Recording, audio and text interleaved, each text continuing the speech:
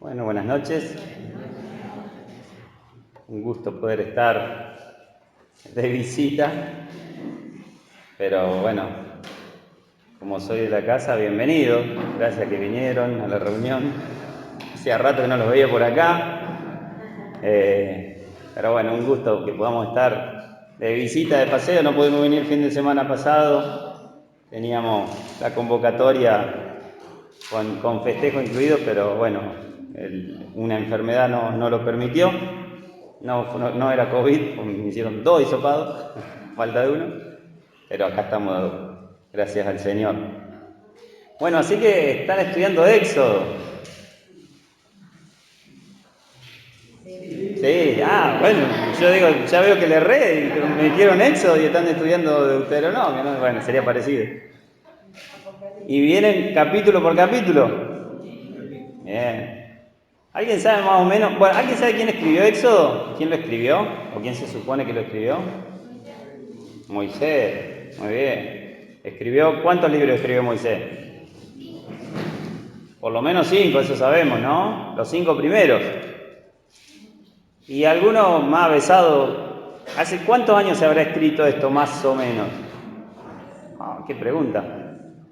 David, estamos a 3.000 años de la fecha de hoy, del rey David, ¿no? Más o menos. 4.000 me hacen allá, 3.600, 4.000 años se escribió esto que vamos a leer ahora. Así que, para ubicarnos un poquito, porque muchos han escuchado y siempre decimos la Biblia es cristocéntrica. Y no voy a hacer más preguntas para que no se sientan mal, pero ¿qué significa que la Biblia es cristocéntrica? Que encontramos a Cristo desde el Génesis 1, hasta el Apocalipsis. Pensemos cuando leamos esto, que esto fue escrito hace, o al menos 1.600 años antes del Señor Jesús. Y es increíble cómo Dios fue preparando todo en la humanidad para la presencia y para que venga el Señor Jesús a la tierra, para que venga el Cristo, el Mesías, el Salvador, el Redentor, y que de algún modo, cuando uno vea a Cristo, vea la obra de la cruz y se lea la historia, se logre comprender lo que vino a hacer el Señor Jesús por nosotros. Es impresionante, ¿no? Encontrar el hilo, ¿no?, de toda la Escritura y cómo está tan bien organizada la Escritura. Piensen que lo escribieron reyes, lo escribieron sirvientes, lo escribieron personas que eran pastores de ovejas, escribieron parte de los libros de la Biblia, estoy diciendo, ¿no? Bueno, el mismo Moisés, ¿no?, fue preparado en toda la sabiduría de Egipto, y después de estar unos cuantos años siendo instruido por todo lo que era el mundo más leído de ese momento, Dios lo mandó a criar ovejas 40 años para que aprenda algunas cuestiones. Y de todas esas enseñanzas, Dios se encargó de dejarnos escrita su palabra para que nosotros la podamos comprender, conocer, pero principalmente para que podamos conocerlo a Dios, para que podamos conocer al Señor Jesús y lo bueno que hizo por nosotros. Y bueno, en el tabernáculo, ya vieron algunos muebles ahí del tabernáculo, ¿no? En esos capítulos previos de Éxodo, en esas figuras, en lo que tenía que ver con el oro y la acacia y demás. Y llega de repente la consagración de los sacerdotes. Capítulo 29 de Éxodo. Es un capítulo un tanto largo, ¿no? 46 versículos. No lo voy a leer porque si no se me va a terminar la reunión y no vamos a poder encontrar al Señor Jesús aquí. Arranca enlazado con el texto anterior, ¿no?, del capítulo 28.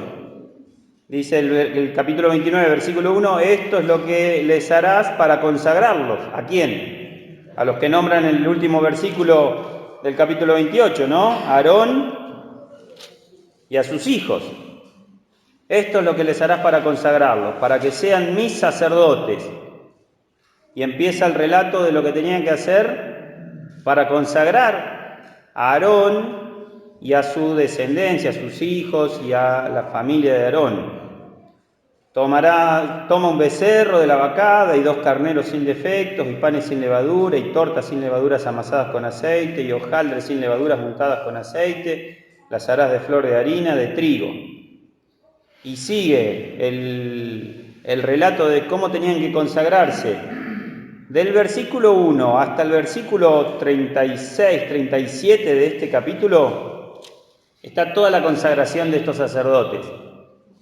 Por amor al tiempo no lo vamos a leer, pero después si quieren pegarle una lectura así de corrida, es bastante sencillo, se entienden todas las imágenes, lo que les voy a comentar un poquito cómo era. Y del versículo, fíjense, versículo 35. Así pues harás a Aarón y a sus hijos, todo lo que está dicho ahí en ese capítulo, ¿no? Así pues harás a Aarón y a sus hijos conforme a todo lo que yo he mandado. Por 7 días los consagrarás. Después, léanlo. 7 días tenían que hacer esto, todos los días, un ritual que había que hacer durante 7 días para consagrar, en este caso, al sumo sacerdote. Cada día ofrecerás el becerro del sacrificio por el pecado para las expiaciones, y purificarás el altar cuando hagas expiación por él, y lo ungirás para santificarlo. Por 7 días harás expiación por el altar, y lo santificarás, y será un altar santísimo. Cualquiera cosa que tocar el altar será santificada. Y del versículo 38 al final del capítulo está la ley de los sacrificios diarios, de lo que tenían que hacer diariamente en el tabernáculo, y después quedó como un precepto para el templo. Esto es lo que ofrecerás sobre el altar: 2 corderos de un año cada día continuamente. Ofrecerás uno de los corderos por la mañana y el otro cordero ofrecerás a la caída de la tarde. Y sigue la enseñanza de la ley de lo que debían hacer con los sacrificios diarios el pueblo de Israel. Esto es la ley. ¿Qué debían hacer? Me traje un machetito, ¿sí? Les cuento para no leer todo el pasaje. Al principio lo decía, ¿no? Un becerro y 2 carneros. Tenían que empezar esa semana con esos sacrificios, trayendo esos animales. Panes, tortas y hojaldres, y hay un detalle ahí, sin levadura. Es quizás para alguna otra de estas reuniones, para que comenten y charlen qué significa no tener la levadura. La levadura es figura del pecado. No debía haber pecado en ese momento, en ese lugar, en esa circunstancia. Tenía que haber integridad, tenía que haber cosas limpias. Y entonces los panes, las tortas, lo que se hacía tenía que ser sin levadura. De masa madre, dirían hoy los veganos. Aceite, harina de trigo, lo tenían que traer, ponerlo en un canastillo, y lo ofrecían al Señor, lo ofrecían a Dios. Y entonces tenía que venir Aarón con sus hijos, se ponían a la puerta del tabernáculo. Ya vieron cómo era el tabernáculo, ¿no? Era el patio ese, el atrio, que estaba hecho con unos cortinados, y estaba la puerta, y atrás se veía, primero, apenas entraban, el altar del holocausto, ¿no? Esa cosa de bronce que ardía, le ponían leña ahí y quemaban todo. Después del altar venía la fuente de bronce, donde se lavaban, y después se veía... ¿Qué se veía? Un edificio todo lindo, ¿no es cierto? No, una carpa. ¿Y afuera qué color era? Marrón. Fieraza. Pieles de tejones. No decía nada por fuera. Sin embargo, ahí estaba todo el poder de Dios, porque adentro estaban esos símbolos, y estaba el lugar santísimo donde Dios se le revelaba a Aarón, ¿sí? Donde se le revelaba a Moisés, y el lugar donde hablaba con Moisés, Dios. Y... me pusieron unos textos acá. Entonces dice que los traían a la puerta, estaba todo el pueblo, se imaginan, ¿no? Estaba todo el pueblo expectante de ver lo que Dios había mandado. Los ponían en la puerta y lo primero que tenían que hacer era lavarlos, había que purificar. Entonces los lavaban con agua, a Aarón y a los hijos. Luego había que vestirlos, ¿con qué? Con lo que hablaron el sábado pasado, me chiflaron por ahí. Le ponían las ropas esas especiales, las túnicas, las tiaras, el cinto, el efod, ¿sí? Con las piedritas y esas cosas que había.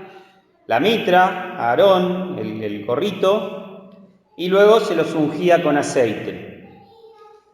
Luego de lavarlos y de vestirlos, traían el primer animal, el becerro. Dice que tenía que poner Aarón y los hijos la mano sobre la cabeza del animal y era sacrificado. Toda la sangre del animal, toda la sangre tenía que ser derramada ahí, en el altar.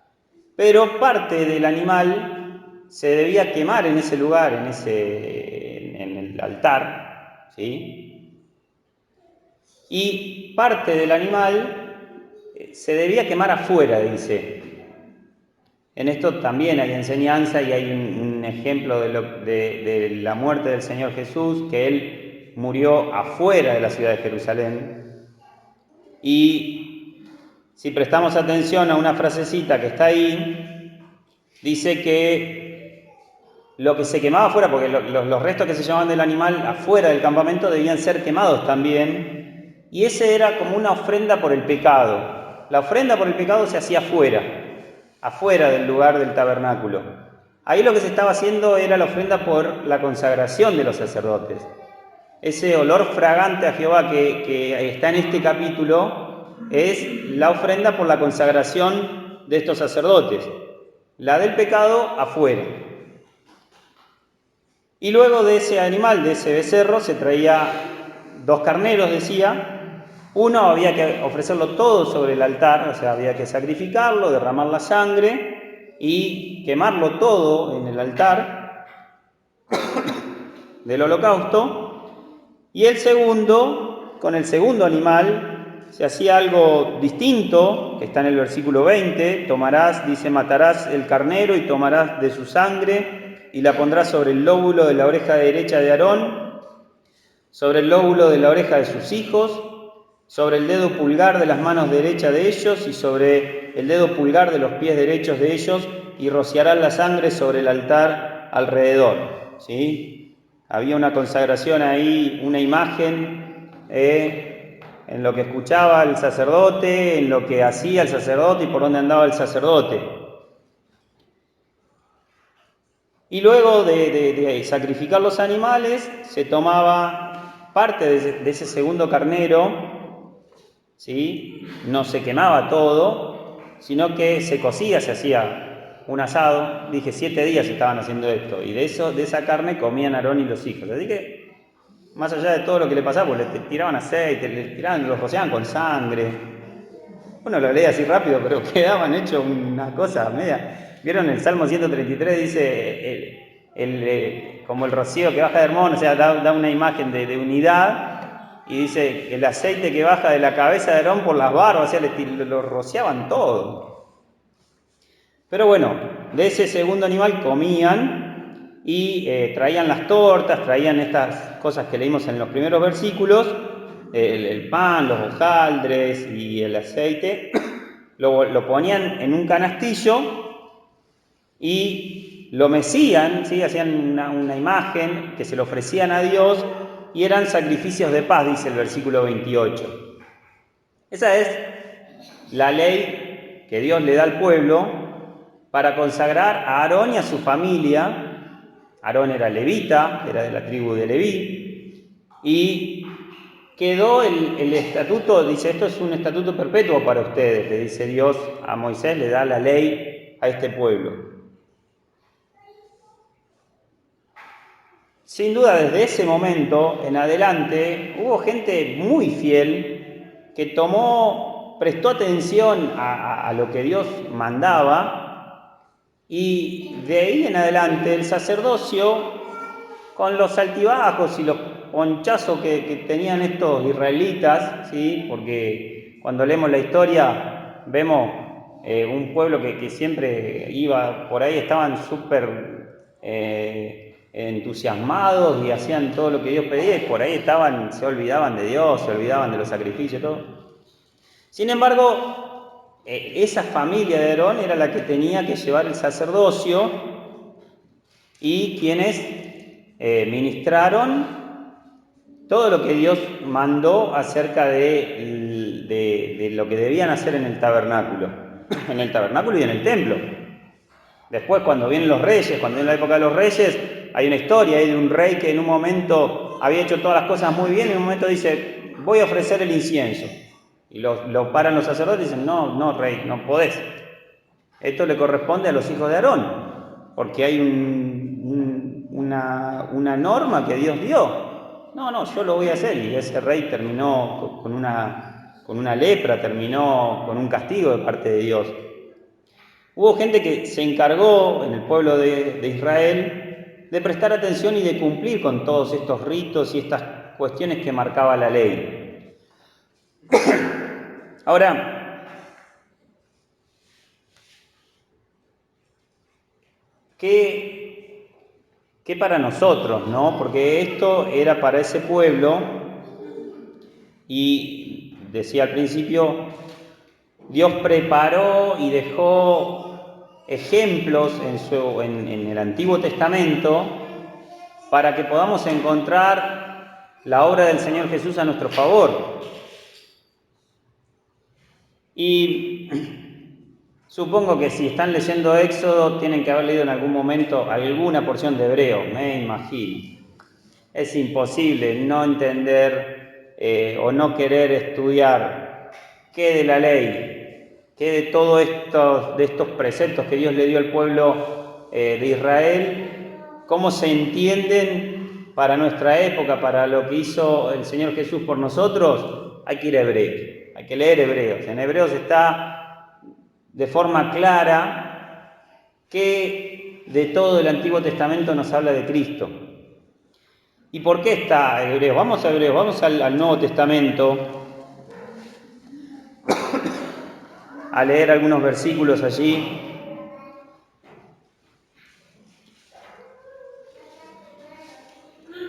Porque yo quería hablar de dos diferencias acerca de esta ley dada por Moisés al pueblo y de nuestra época, de lo que nos toca a nosotros en función del momento en el que vivimos. La primera diferencia es el sacerdocio de Cristo. Dios armó en el Antiguo Testamento para ese pueblo un sacerdocio de la descendencia de Aarón. Y claro, cuando viene el Señor Jesús a la escena del mundo, nació de la Virgen, estuvo 30 años más o menos viviendo ahí en Palestina, y de repente empieza a cumplir su ministerio y empieza a decirle cosas a sus discípulos, cosas que por ahí los discípulos mismos no lograban comprender del todo. Y en un momento el Señor le dice: no vine a cancelar la ley, vine a cumplirla toda, pero la ley llega hasta la época del Señor Jesús. Estos mandamientos que están en el Antiguo Testamento, que eran para el pueblo judío, se terminan de parte de Dios, ese trato para con los hombres, en el Señor Jesús. Y para los judíos, para los hebreos piadosos, para los hebreos que querían hacer las cosas como Dios mandaba, era un problema lograr entender la salvación de Cristo y la nueva dispensación, el nuevo trato de Dios para con el hombre. Porque ellos leían, había gente muy piadosa en el pueblo hebreo, en el pueblo judío, que querían cumplir con todo lo que Dios mandaba en la ley. Y obviamente que no estaba mal de parte de Dios. Dios conocía esos corazones. Entonces, Dios se encargó de aclarar en una carta todo esto del Antiguo Testamento y cómo se logra entender con el Señor Jesús, y está por eso la carta a los hebreos, a ese pueblo específico, a ese pueblo especial para Dios. Y dice Hebreos 2, versículo 17.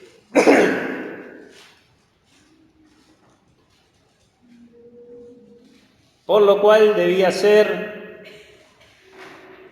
en todo semejante a sus hermanos, hablando del Señor Jesús, para venir a ser misericordioso y fiel sumo sacerdote en lo que Dios se refiere para expiar los pecados del pueblo, pues en cuanto él mismo padeció siendo tentado, es poderoso para socorrer a los que son tentados.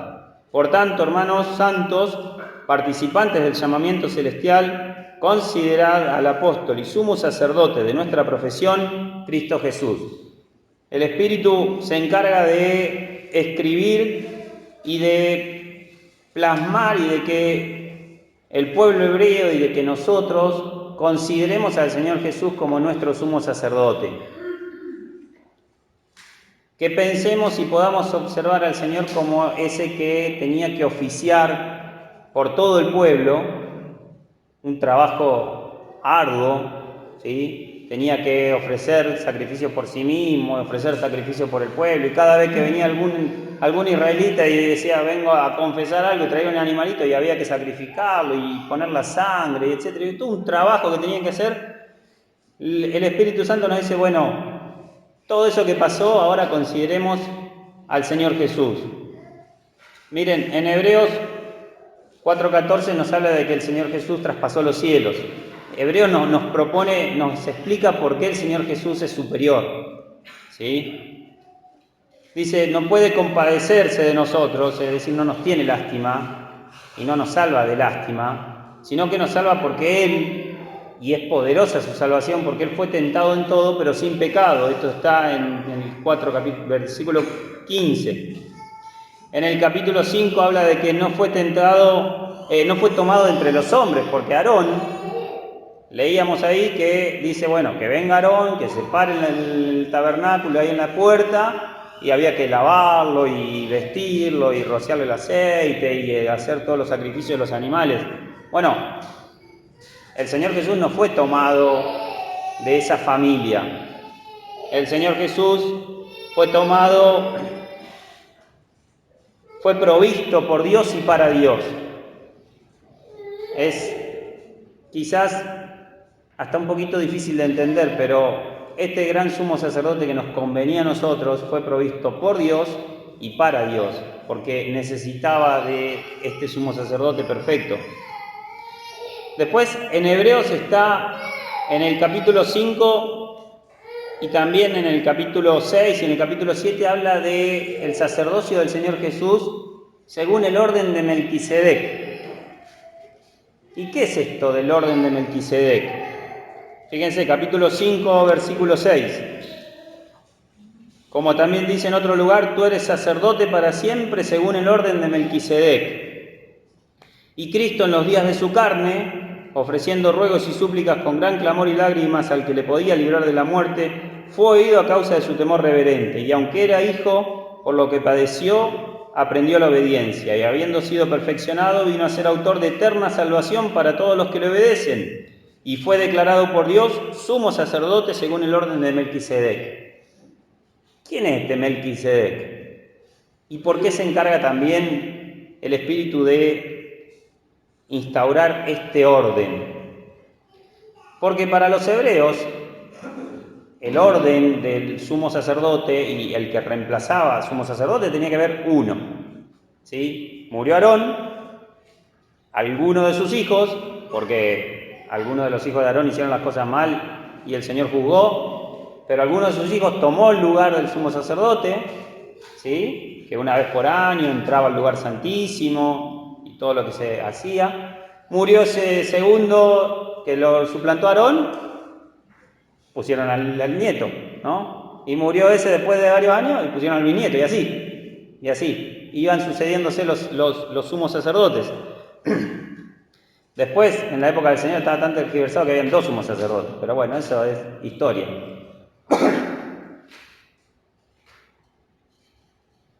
Pero para los hebreos piadosos, el sumo sacerdocio, o sea, el sacerdocio, era para los descendientes de Aarón.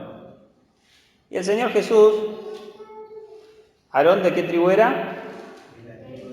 De la tribu de Leví, ¿no? Los que no tenían tierra, los que se dedicaban al sacerdocio. ¿Y el Señor Jesús de qué tribu vino? ¿Alguien sabe? De Judá.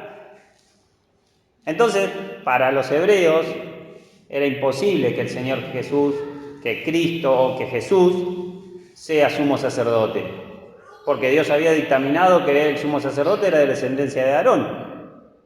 Entonces el Espíritu se encargó, ¿no? Y miren, hay 3 capítulos ahí enteros que explica por qué el sacerdocio del Señor Jesús y en el orden de Melquisedec. ¿Quién fue Melquisedec?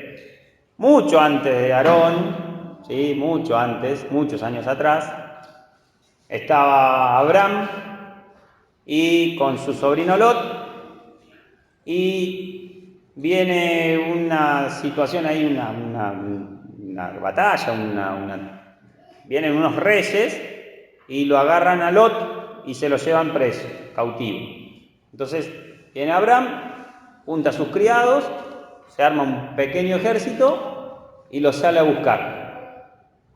Los caza, ¿sí? Va, los busca, libera a su sobrino, y cuando va volviendo, le sale al encuentro, dice la Escritura, un rey de Salem, que era Melquisedec. Salem sería la zona donde está Jerusalén. Y lo perfecto de la Escritura, ¿no? Seguimos encontrando coincidencias. Y este rey dice que lo bendice a Abraham, y Abraham le da el 10%, el diezmo, ¿sí? de lo que él había obtenido en la batalla. Y relata acá Hebreos que de Melquisedec no tenemos información, de Aarón tenemos toda la información, quiénes fueron los padres, la familia, de qué tribu venía. De Melquisedec no hay una genealogía, no hay un orden, no hay una consagración. Sin embargo, fue un sacerdote que ofició en ese momento un servicio para Abraham.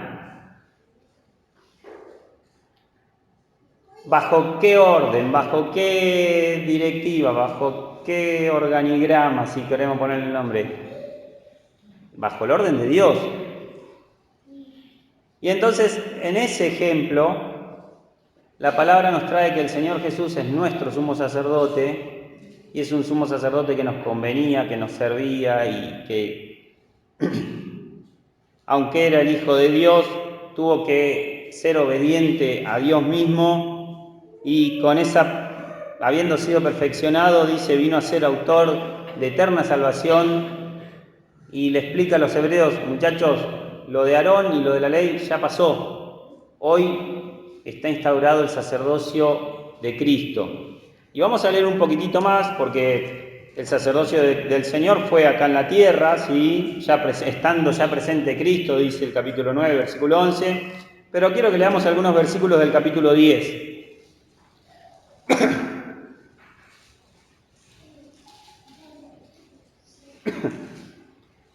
Porque la ley, ¿sí? Lo que leíamos allá en Éxodo, teniendo la sombra de los bienes venideros, no la imagen misma, Hebreos capítulo 10, ¿sí? Versículo 1, de las cosas, nunca puede por los mismos sacrificios que se ofrecen continuamente cada año hacer perfectos a los que se acercan. De otra manera cesarían de ofrecerse, pues los que tributan este culto limpios una vez no tendrían ya más conciencia de pecado, ¿sí? ¿Qué pasaba con la ley? Esto que está ahí en ese mismo capítulo de Éxodo, la segunda parte, ¿no? Los sacrificios diarios. Esos sacrificios diarios no limpiaban los pecados. Ni siquiera el sacrificio del día de la expiación, que era una vez al año con la sangre que se entraba hasta el lugar santísimo, no quitaban los pecados. Lo único que hacían era tapar los pecados. Dios pasaba por alto los pecados. Dios se olvidaba de los pecados pasados por ese año, pero quedaban ahí. Versículo 3. Estos sacrificios cada año, en estos sacrificios se hace memoria de los pecados, porque la sangre de los toros y de los machos cabríos no puede quitar los pecados, por lo cual, fíjense acerca del Señor Jesús, entrando en el mundo dice, sacrificio y ofrenda no quisiste, mas me preparaste cuerpo.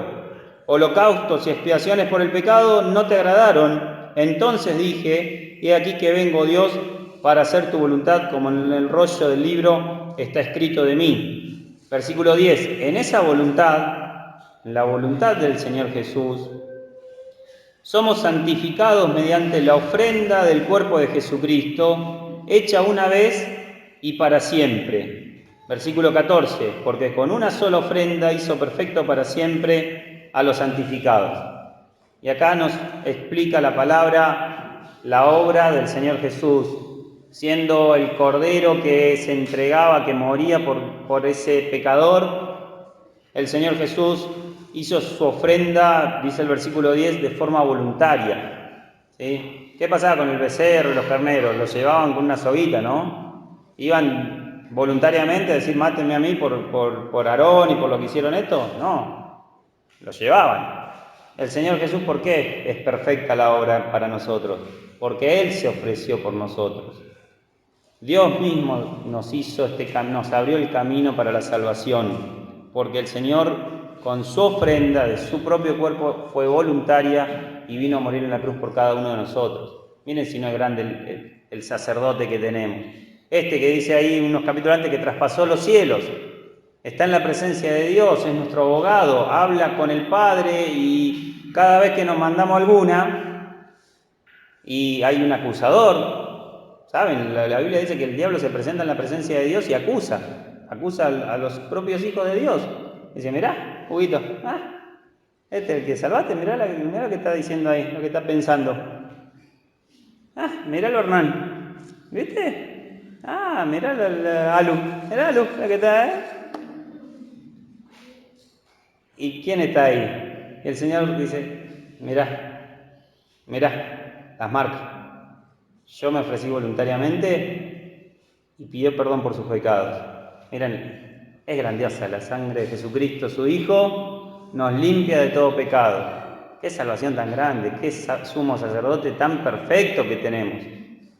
¿Y qué para nosotros? Porque hay dos diferencias con la ley.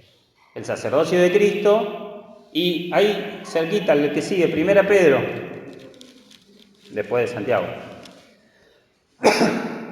1 Pedro capítulo 2, versículo 1. Desechando pues toda malicia, todo engaño, hipocresía, envidias y todas las detracciones, desead como niños recién nacidos la leche espiritual no adulterada para que por ella crezcáis para salvación, si es que habéis gustado la benignidad del Señor, acercándoos a Él, piedra viva, desechada ciertamente por los hombres, mas para Dios escogida y preciosa. El Señor Jesús, vosotros también, como piedras vivas, sed edificados como casa espiritual y sacerdocio santo para ofrecer sacrificios espirituales aceptables a Dios por medio de Jesucristo. Versículo 6, por lo cual también contiene la Escritura, he aquí pongo en Sión la principal piedra del ángulo, escogida, preciosa, y el que creyere en Él, en el Señor Jesús, no será avergonzado. Para vosotros, pues, los que creéis, Él es precioso. Para los que no creen, la piedra que los edificadores desecharon ha venido a ser cabeza del ángulo y piedra de tropiezo y roca de hacer caer, porque tropiezan en la palabra siendo desobedientes, a lo cual fueron también destinados. Mas vosotros sois linaje escogido, real sacerdocio, nación santa, pueblo adquirido por Dios, para que anunciéis las virtudes de aquel que os llamó de las tinieblas a su luz admirable. Vosotros que en otro tiempo no erais pueblo, pero que ahora sois pueblo de Dios, que en otro tiempo no habíais alcanzado misericordia, pero ahora habéis alcanzado misericordia. Miren, acá está una de las diferencias con la ley, ¿no? Ya no hay que hacer un ritual donde hay que lavarse y sacrificar un animal y ungirse con aceite y mecer. Sí, hagámoslo del asado, eso sí, eso está bueno. Si podemos, hagámoslo. Pero no hay que hacer nada. ¿Por qué? Porque el apóstol Pedro nos dice, esto es un reino espiritual. Esto pasa por otra esfera. Ya no pasa por mostrar una ofrenda y quemarla y que eso sea olor grato a Dios. No, pasa por la cuestión interna de cada uno. ¿Y qué somos nosotros? Antes estábamos afuera del pueblo de Dios, ahora somos parte del pueblo de Dios. ¿Qué somos ahora? En otro tiempo no habíamos alcanzado misericordia. Miren, en la dispensación, en la época cuando Dios trataba con el pueblo hebreo, el pueblo elegido por Dios eran los hebreos, los judíos.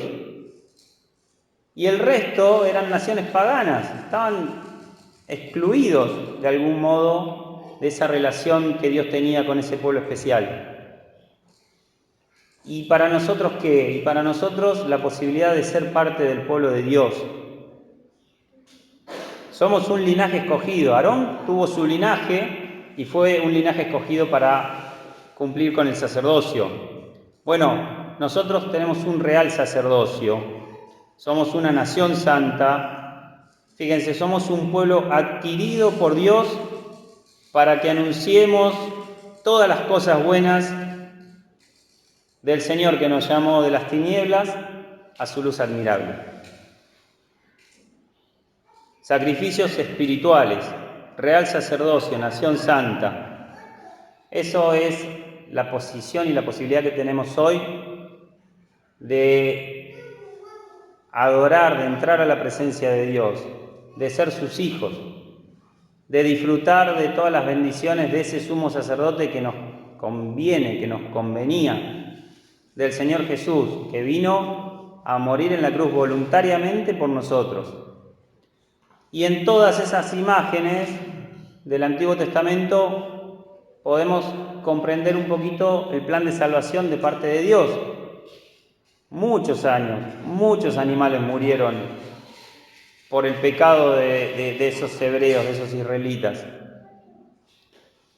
El Señor Jesús, Dios preparó a la humanidad diciéndole, como el pecado no puede entrar en la presencia de Dios, alguien debe pagar por ese pecado.